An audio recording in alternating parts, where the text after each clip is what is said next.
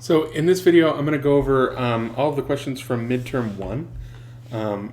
We might talk about this a little bit in class, but this will be a good record as you're studying for later exams. So the questions as they were presented on the midterm are going to have been in a different order for each one of you.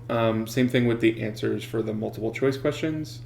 So if you see them in a certain order, this is the order I put them in, but it might not be the order they were presented to you in. So keep that in mind. So the first question says we wanted to develop a method that, given a possibly jagged two-dimensional integer array, count the number of non-negative elements. That is, we would count both positives and zero.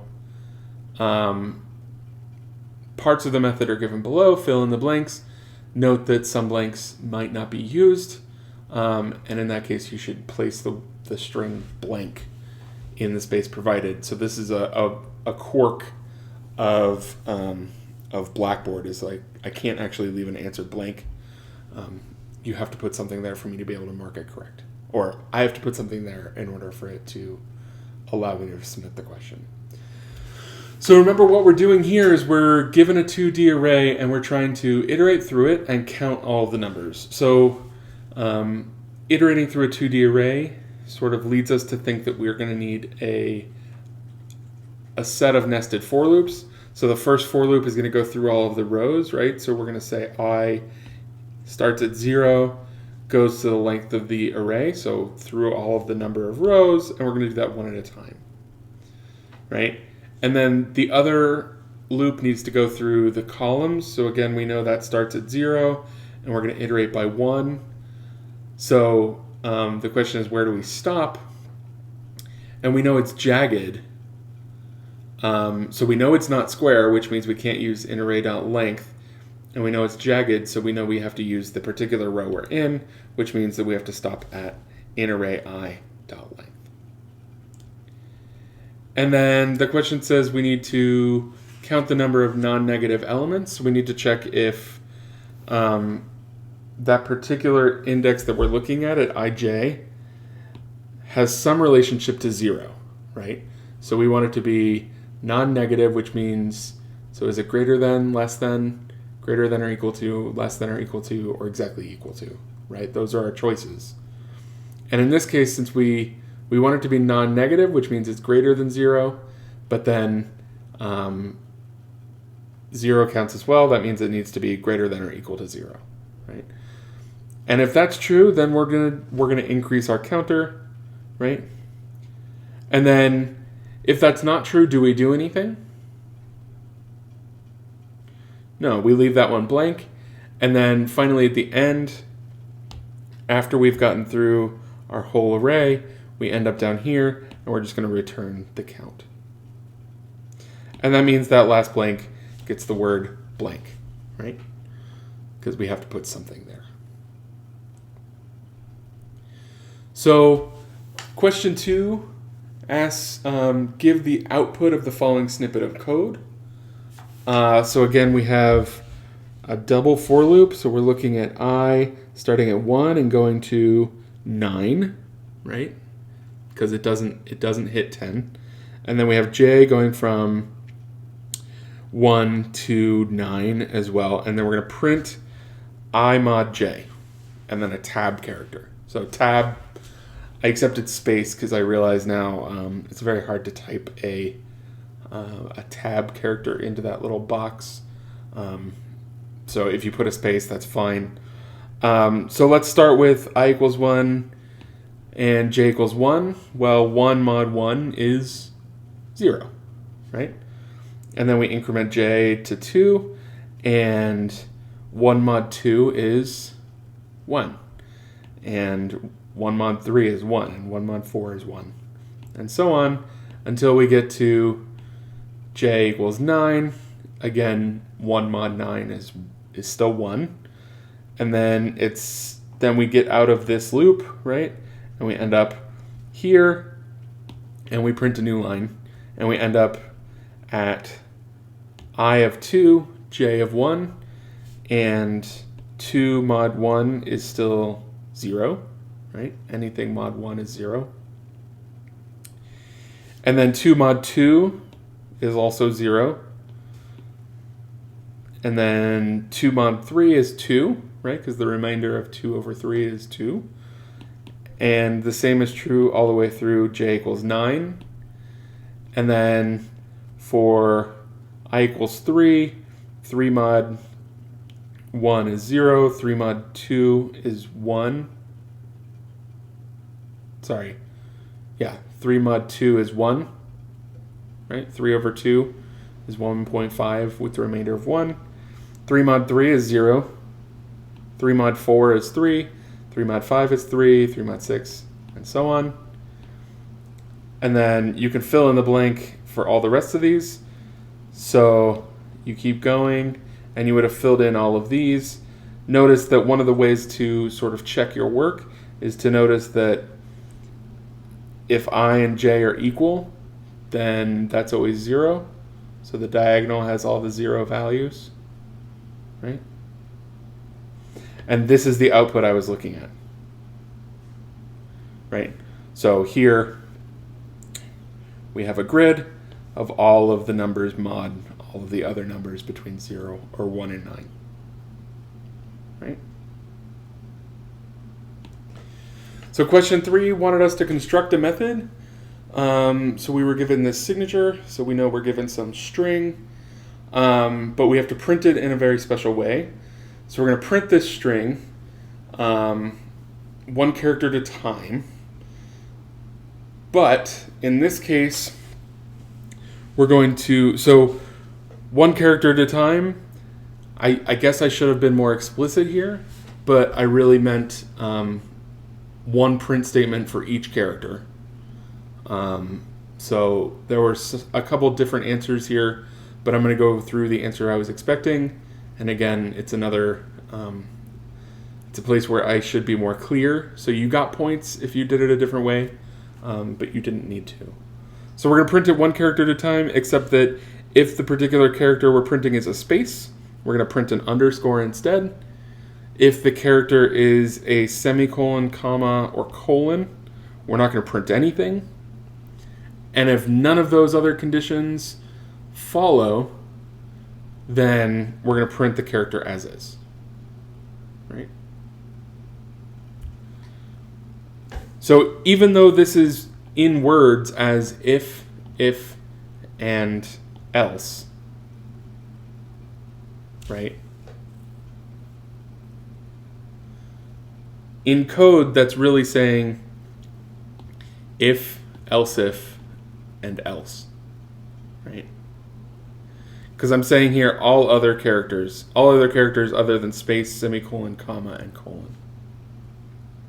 Okay, so for printing every character 1 at a time, we're probably going to need a for loop. So the for loop, let's say it iterates over I, and it's going to go from 0 to what? Well, for printing every character in a string, it's going to go to inString.length. So remember that strings are not arrays, right? So we can't use inString.length. We need inString.length with the parentheses. So now we have some character I, well, some character index I, and we're going to check its value. So we need an if statement. And we're going to look at the particular character at position I and ask if it's a space. If it's a space, then we're going to print underscore, right? That's this first rule. And we're done with that one. And then now we need this next rule. So like I said, it needs to be an else if, because we need to be able to fall into that guy. So we're saying, well, else if the character at that position is a semicolon, if the character at that position is a comma, if the character at that position is a full colon, right? If it's any one of those, then we don't do anything, right? So we don't need to put anything there. And then finally, if it's nothing, If it's none of those things, then we need to print it on its own, which is just a print statement with the character and I. So another way to do this would be to get rid of the else and make these not, right? But in that case, these also need to be and.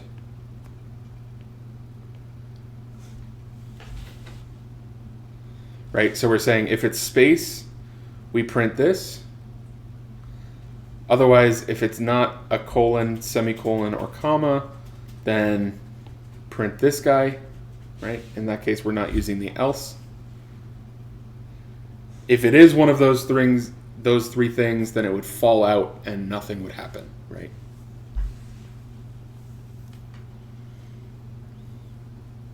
So that was the last question on part 1. And then part 2 started with a matching question. So here we're saying match the statements on the left that are functionally equivalent to the statements on the right. What I mean by functionally equivalent, right, is that one can be completely replaced with the other and it doesn't change any of the logic of a program.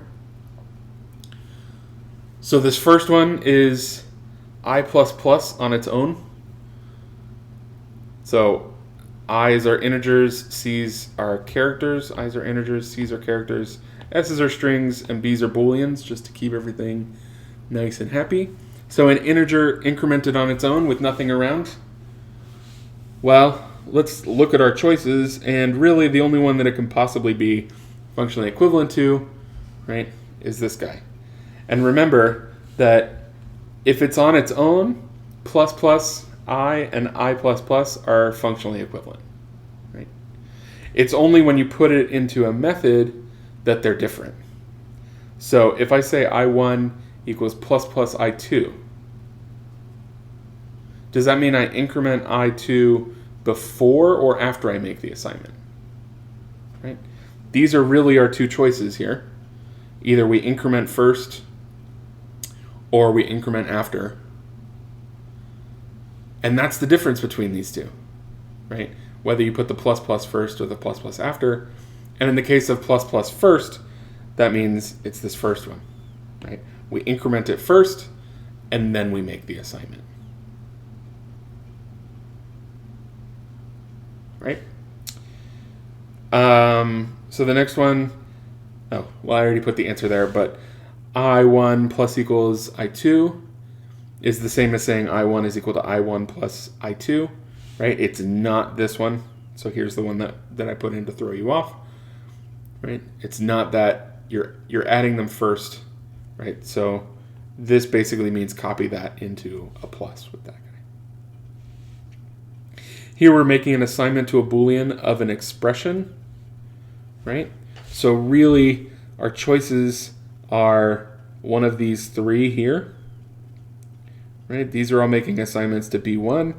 So this says if I1 is greater than I2, assign whatever that result is to B1.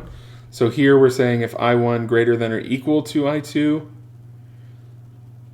and if they're not equal, then true. If they are equal, then false. Otherwise, it's less than, which is also false.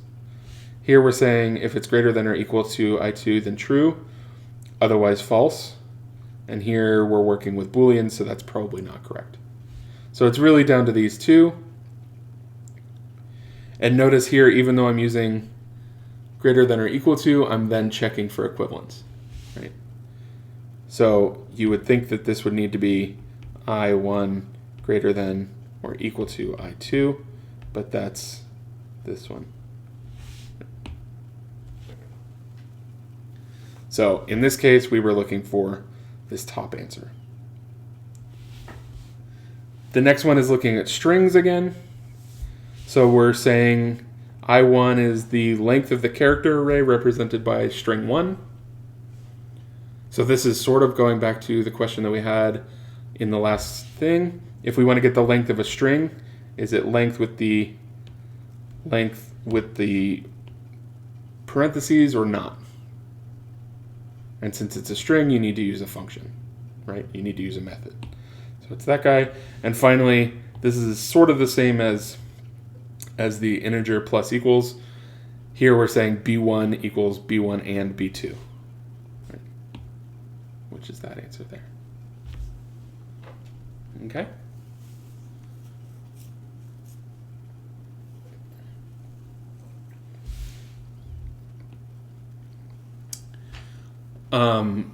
Question 5 was looking at objects.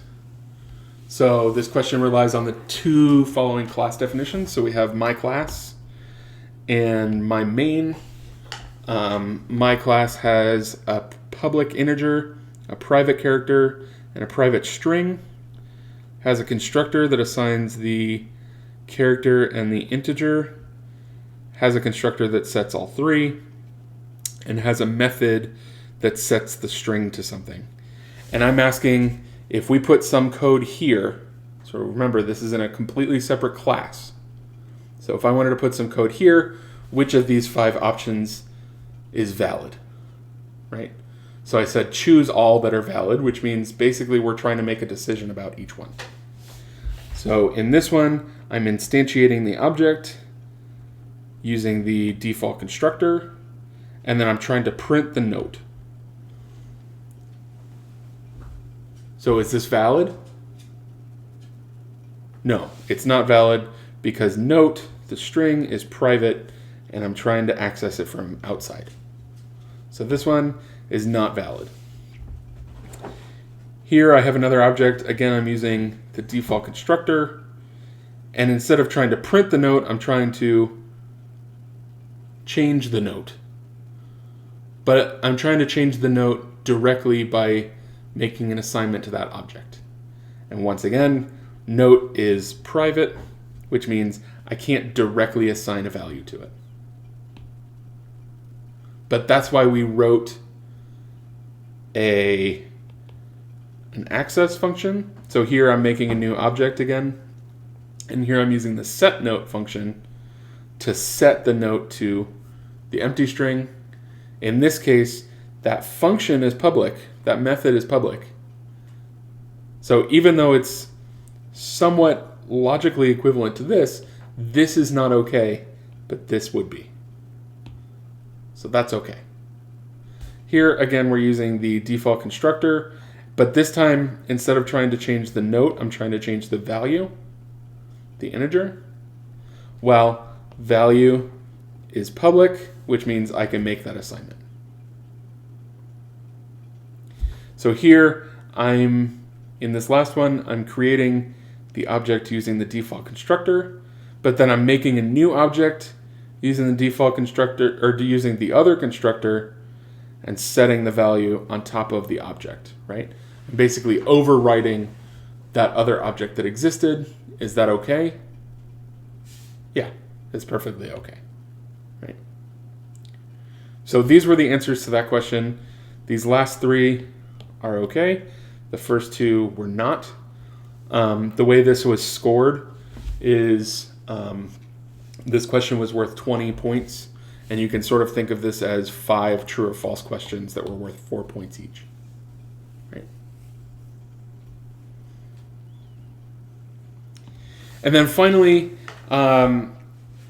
this question asked, we want to develop a method that determines if a given string is in a provided 2D array. Parts of the method are given below, fill in the blanks. Some of the blanks might be left empty. So again, you should put blank in the space. So I already filled in the loops that we needed. So we're looping through this array. We have our array. We have our search. So what do we need to do for each element ij? Well, we say if something. Well, we need to talk about ij, and we need to compare it somehow to search, right? So is it just equals equals?